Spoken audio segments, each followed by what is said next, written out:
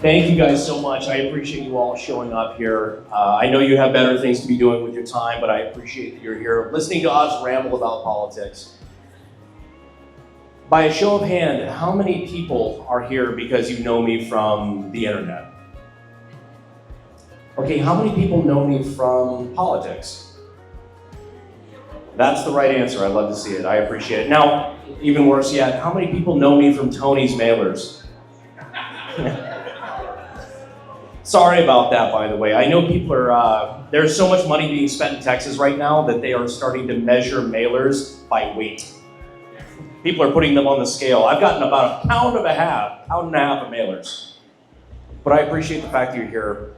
A little bit about me, a little bit about my background. I am a firearm manufacturer. My business is probably 10 minutes from here in Northwest San Antonio. I am a business owner. I'm an entrepreneur. I am a constitutional advocate and a Second Amendment activist. And I've done a lot of things in the Second Amendment community. That's what I'm most known for. For example, just recently, I was in Denver, Colorado, testifying to the state legislature there against what is, in my opinion, one of the worst assault weapons bans that has ever been proposed in any state in the country. And I'm happy to say now that it looks like we killed that ban. That ban is dead in the water.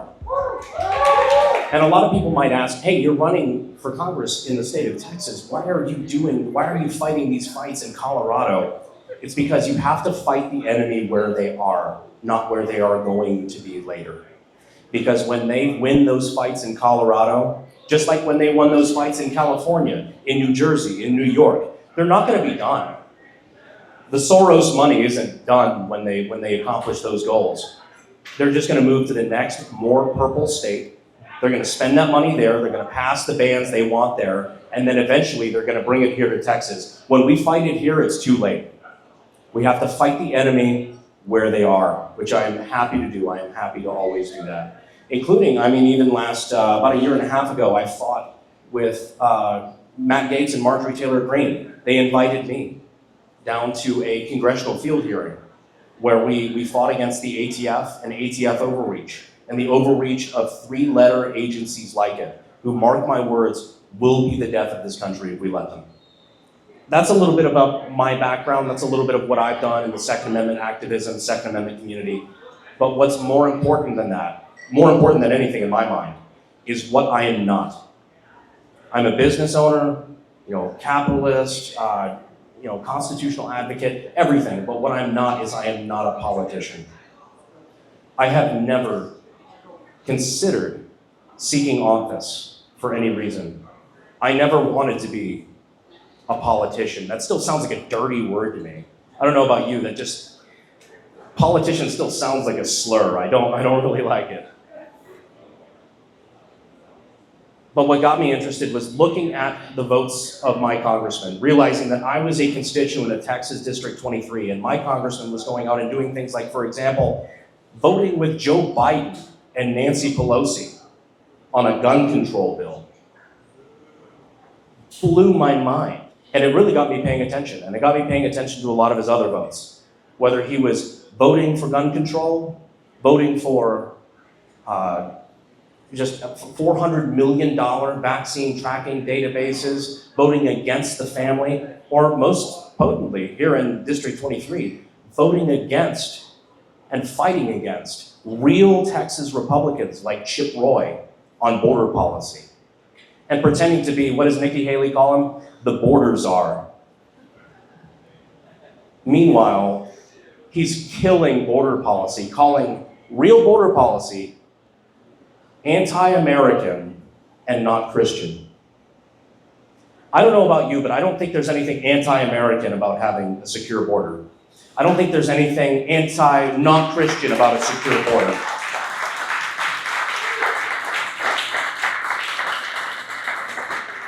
There are very few legitimate jobs that the US federal government has, and border security is on that list. And that's something that I think is massively important, especially for a district like District 23. Massively important. When we took Tony Gonzalez to a runoff on March 5th, things changed across the country. And it was a message that was received loud and clear in DC. Because they realized, oh man, we can't just vote the way that we want. We can't vote the way our special interests tell us to vote. We can't vote against the Constitution. We can't vote against the interests of our constituents and continue to get away with it. No more. People are waking up, especially in 2024, when everybody has one of these in their pocket. And you can all look up the votes of your congressman. You don't have to go based on mailers. You don't have to go based on what your congressman says on Fox News or what he says on TV advertisements that his special interests are paying millions of dollars to put up there. You can actually see the way that your elected representatives vote, and you can decide whether or not you want to keep them, which is fantastic because now it's much more, and technology really has changed this. It is much more of an employer-employee relationship, which is the way it was always supposed to be. You can decide, I don't like the way that you voted. I don't like your performance. I'm firing you. And I cannot wait until May 28th where we can tell Tony Gonzalez, you're fired.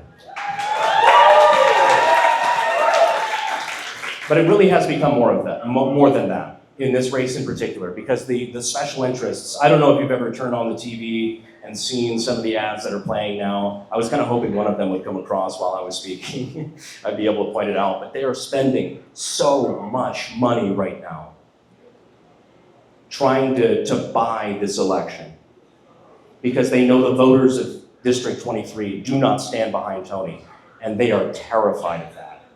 Because now the Uniparty is spending, like I said, I think by the time this election is over with, we will have been outspent 10-1 on that ratio.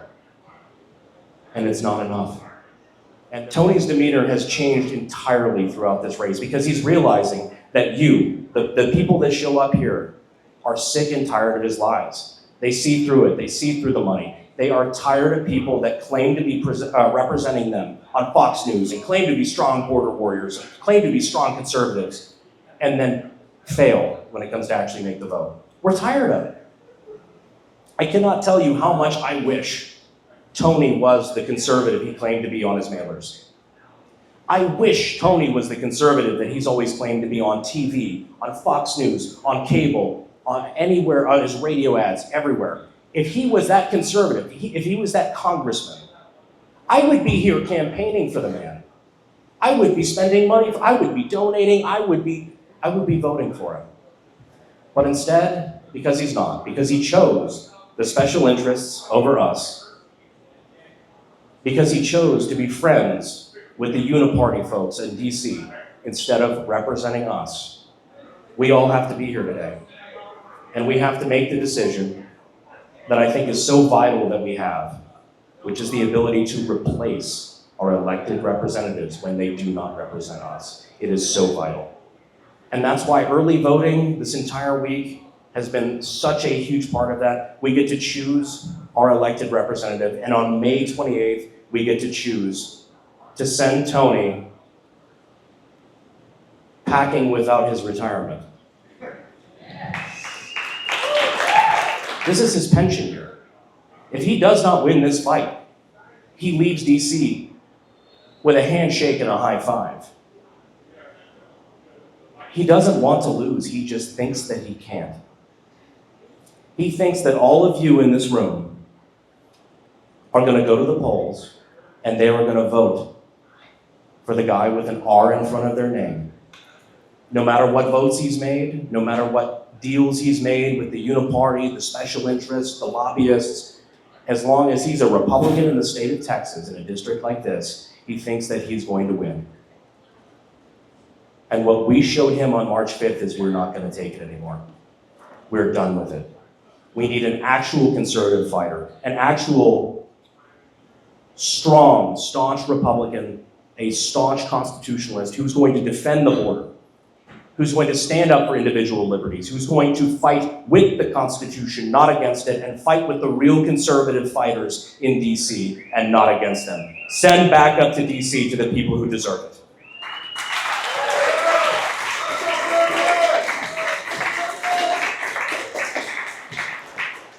And so I greatly appreciate all of you who showed up here today. I appreciate the people like Chad, the people like Commissioner Miller, the people who showed up to show their support, because more so than just getting a bad vote out of Congress, we have an opportunity to put a good vote in and send a message to the uniparty elite that their money can't buy elections in Texas anymore.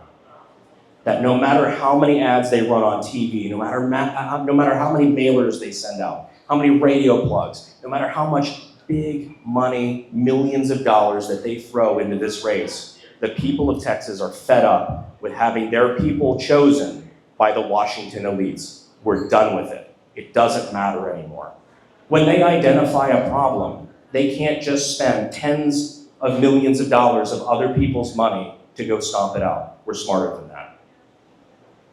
And by sending me to DC on May 28th, we will send that message loud and clear for the second time, because apparently they didn't hear it well the first. So thank you guys so much. I appreciate you, and I will see you at the polls. Thank you.